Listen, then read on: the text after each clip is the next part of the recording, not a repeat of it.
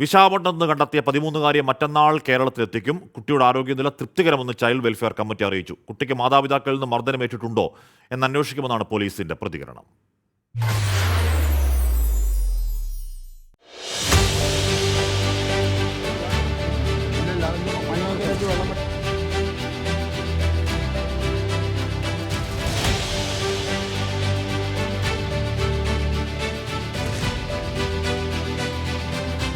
കേരളം പ്രാർത്ഥനകളോടെ കാത്തിരുന്ന കഴക്കൂട്ടത്തെ ആ 13 വയസ്സുകാരി വിശാഖപട്ടണത്തെ ഈ ഗേൾസ് ഹോമിൽ സുഖമായി കഴിയുന്നു.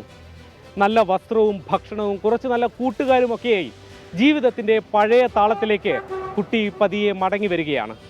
രാവിലെ ഇപ്പോൾ സംസാരിച്ചിരുന്നു. കുട്ടി നമ്മൾ കണ്ട ഉടനെ തന്നെ കുട്ടി ചിരിച്ചുകൊണ്ട് ഓടി വന്നു. നല്ല ചിരിച്ച് സന്തോഷവതിയായിട്ട് തന്നെ ഇരിക്കുന്നു. കുട്ടിയെ പാർപ്പിച്ച ഗേൾസ് ഹോമുമായി ഇപ്പോഴും വിശാഖപട്ടണത്തെ കേരള കലാസമിതി പ്രവർത്തകർ നിരന്തരം ബന്ധപ്പെടുന്നുണ്ട്. ഇന്നലെ രാത്രി വൈകിയാണ് ചൈൽഡ് വെൽഫെയർ കമ്മിറ്റി കുട്ടിയെ ഏറ്റെടുത്ത് ഇങ്ങോട്ട് കൊണ്ടുവരുന്നത്. ഇനിയിപ്പോൾ കേരളത്തിൽ നിന്നുള്ള പോലീസ് സംഘം എത്തിയതിനു ശേഷമായിരിക്കും കേരളത്തിലേക്ക് കുട്ടിയെ മടക്കിക്കൊണ്ടുപോകുന്നതുമായി ബന്ധപ്പെട്ട നടപടിക്രമങ്ങൾ ആരംഭിക്കുക.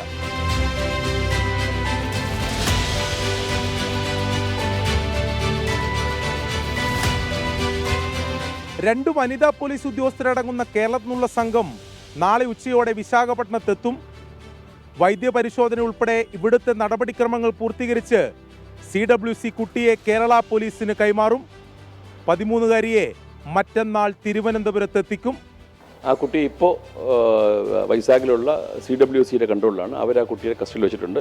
ഇവിടുന്ന് ടീം അവരെ റിക്കവർ ചെയ്യാൻ പോയിട്ടുണ്ട്. അവർ നാളെ രാവിലെയോടുകൂടി ഇവിടെ എത്തും. എത്തിക്കഴിഞ്ഞാൽ അതിൻ്റെ ലീഗൽ പ്രൊസീജിയേഴ്സ് ഫോളോ ചെയ്തതിനു ശേഷം കേരള പോലീസ് അവരെ കൊണ്ടുവന്ന് കോടതിയിൽ ഹാജരാക്കി അവരെ കുട്ടിയുടെ മാതാപിതാക്കളെ ഏൽപ്പിക്കും.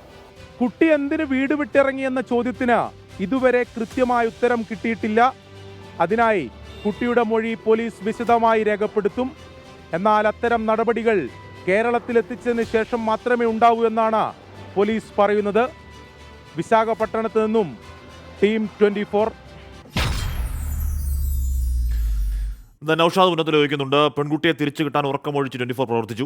പ്രേക്ഷകർ കുട്ടിയെ കിട്ടണമെന്ന് ഓരോ നിമിഷവും പ്രാർത്ഥിച്ചു. ഒന്നിച്ച് നിന്നാൽ കഴിയാത്ത ഒന്നുമില്ലെന്ന് മലയാളത്തിൽ തെളിയിച്ചു. അഭിനന്ദനങ്ങൾ എന്ന് പറയുകയാണ്. എന്നാൽ അതിനിടയിൽ ചില മനുഷ്യരൊക്കെ ചോദിക്കുന്നുണ്ടായിരുന്നു, നിങ്ങൾക്ക് വേറെ പണിയൊന്നുമില്ലേ, എന്തിനാണ് രാവിലെ മുതൽ ഈ വാർത്ത, വേറൊരു വാർത്തയില്ല, അല്ലെങ്കിൽ ഹേമ കമ്മിറ്റി റിപ്പോർട്ട് പൂഴ്ത്താനാണെന്നൊക്കെ വെറുതെ അടിസ്ഥാനമില്ലാതെ വാദിക്കുന്നവരുണ്ടായിരുന്നു. അവർ ഇപ്പോഴും ആ ചിന്തയിൽ തന്നെ നിൽക്കുകയാണെങ്കിൽ പ്രിയപ്പെട്ട പ്രേക്ഷകരെ, നമ്മൾ മിനിഞ്ഞാന്ന് രാത്രി, ഞാൻ അവരോടാണ് പറയുന്നത്, മിനിഞ്ഞാന്ന് രാത്രി ഇടവേളകളില്ലാതെ ഒരു സംപ്രേഷണം നമ്മൾ നടത്തിയിരുന്നു. അതിൽ ആ വാർത്ത കണ്ടാണ് ബബിത എന്ന കുട്ടിക്ക് സംശയമുണ്ടാവുന്നതും അതിന് ഫോട്ടോ എടുക്കാൻ തോന്നുന്നതും അത് നിർണായകമാവുന്നതും. ഏറ്റവും ഒടുവിൽ നമ്മുടെ പ്രതിനിധി അലക്സ് റാം മുഹമ്മദ് അലക്സിൻ്റെ ഇനിഷ്യേറ്റീവ്, അല്ലെങ്കിൽ 24 ഇനിഷ്യേറ്റീവിൽ മലയാളി സമാജം പ്രവർത്തകരുടെ സഹായത്തോടുകൂടി അവരോട് വിളിച്ച് അഭ്യർത്ഥിച്ചതിൻ്റെ ഭാഗമായിട്ടാണ് കുട്ടിയെ കണ്ടെത്താൻ കഴിഞ്ഞത്. അതുകൊണ്ട് ആ ചോദ്യം ചോദിക്കുന്നവർ ഇനി ആ ചോദ്യം ചോദിക്കില്ല എന്നാണ് എൻ്റെ പ്രതീക്ഷ.